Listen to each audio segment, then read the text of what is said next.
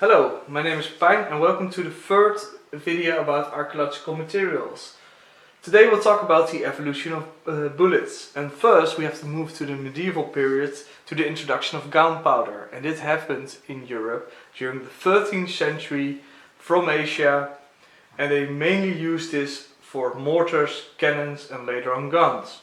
They fired mostly first stone projectiles, but later came metal projectiles, and this eventually led to the use of round balls, known also as musket balls, such as the ones you can see here.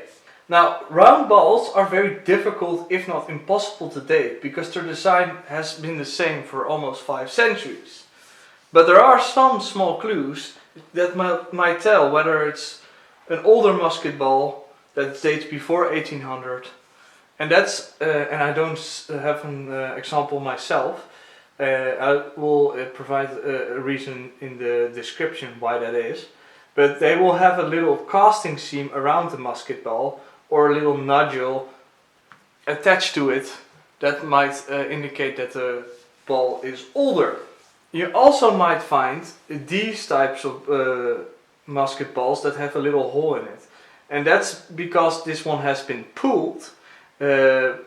Probably this one jammed the barrel of the gun and they had to remove it, and they used a sort of corkscrew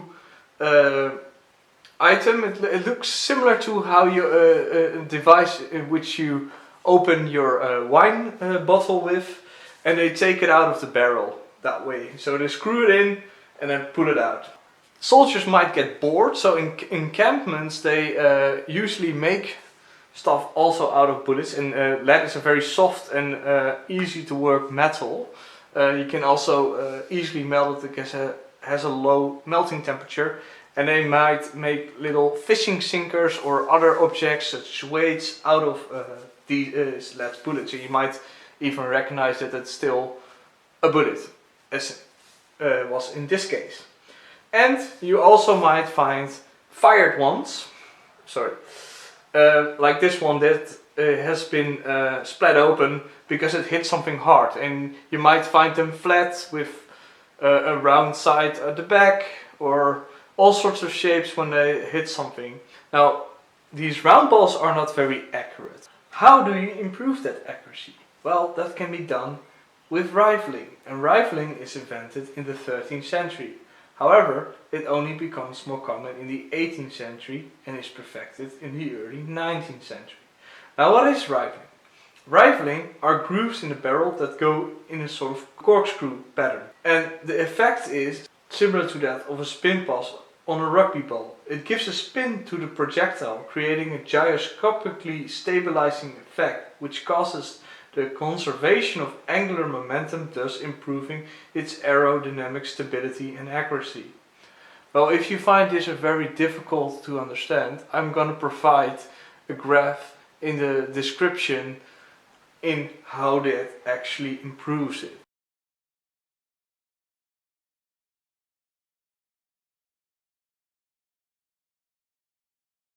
Now, rifling is also where the word rifle comes from when referring to a firearm. It means that there is basically a rifling in the barrel of the gun, and that's why you call it a rifle.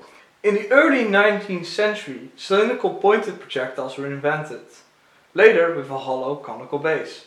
You can see this is a pointed projectile, and it includes a hollow conical base, and these are usually referred to as Minet balls, after the inventor of one of the designs. There are a wide range of these types used during the American Civil War. Now, because these projectiles were pointed in combination with rifling, it even became more accurate and have increased velocity and mass compared to the round ball. These effects on the battlefield were devastating. It's estimated that around 90% of the casualties of the American Civil War were caused by Minet balls fired from rifles.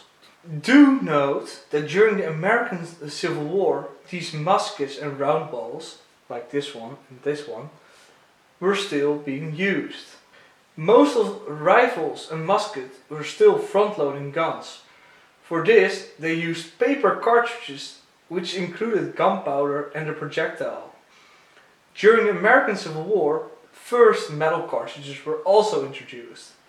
The American Civil War forms one of the first modern wars, certainly when you look at pictures at the end of the war, which are similar to that of the First World War.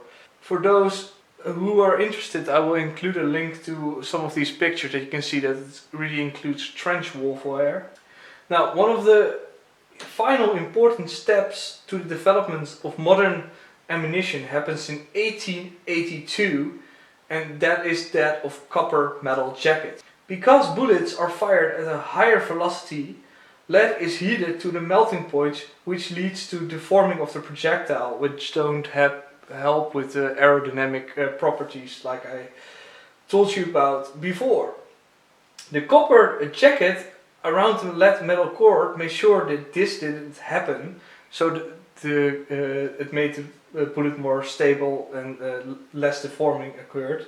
Around this time, smokeless powder was implemented to ammunition, which gave more velocity, less smoke and more visibility, and guns didn't have to be cleaned as much and it left less residue. Well, basically this is at this point we have modern ammunition as we know it, and this is also what they used during the First and Second World War. Now that we're finally at modern day ammunition, I want to talk about a few examples. This all is from the Second and First World War, and what I want to start with is where we left off. This is what I mean with a copper jacketed bullet, also known as full metal jacket. It has a lead core with a copper filament around it. And what you might see, I hope you can see it on camera, are these grooves, and these are from rifling. And essentially these rifle marks under a microscope are used by forensics to identify which gun has been used in a crime, which is interesting to know. You also see a wide range of cartridge, and I hope you can see that essentially what a cartridge is. This is how it would look like if it had a tip on it. So these are loose and don't correspond with each other, but this is what it would look like if you have a complete bullet. And these shell casings have markings under them, which can be used to identify the year of manufacture, where they were manufactured, and what type of gun it's for. And they will note that down with letters and with numbers. I also have some other types of ammunition here. These are called blanks, and these do not have a bullet on it, but you can see there's an opening in it. And these are used mainly for practice and for instance for marathon games where they need to have a start sign and they make a large bang, and that's why they're used for. These two are pistol bullets, or pistol casings I should say, and this is only the underside of it. The soldiers during the Second World War for some reason sawed off the rest. So this is basically this type of bullet. This comes from a Spitfire, or is one fired by a Spitfire, and this is probably one that is a 50 cal bullet, maybe from an airplane as well, because it was found on the beach by my parents, and it's most likely from an airplane gun because it landed in sea. And the next thing I want to talk about are these ones, and you might know them, identify them as shotgun shells. These are bases of it, and you can find these in the dunes, in nature reserves all around. I think it's also a little bit of a disaster, but they are probably from the 60s or earlier, when they still used to hunt. And what you can find usually on the beaches are these parts of the shell, and here these plastic things are in there with all sorts of small little balls, and you can see, if I grab this one, they have still a few inside. And finally, I want to talk a little bit about shells, or mainly artillery. And if you look at this piece, this is one from the Second World War. I didn't find this myself.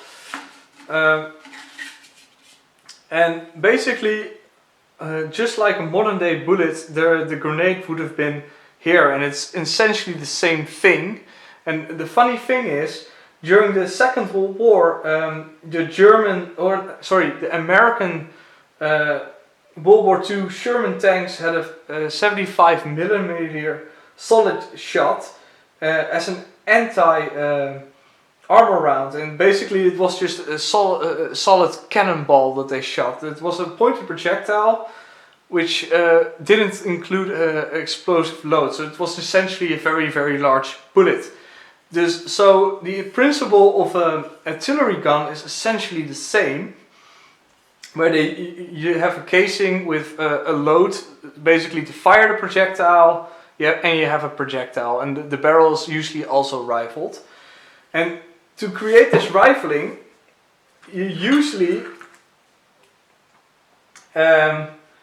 have these copper strips, which you can also find in the dunes quite a lot, which go like this, and these grip onto the rifling and give the spin to it. And you can find these loose examples here. These are from the First World War, these one from the Second World War, and they go into the groove of the grenade. This is a grenade shard. You can see how sharp it is, and this one exploded, and you can guess why these are so deadly. I have another example here. It's a very large one from a very large artillery gun. And you can again see how sharp these edges are. It's very heavy. If this would hit you, it would definitely kill you.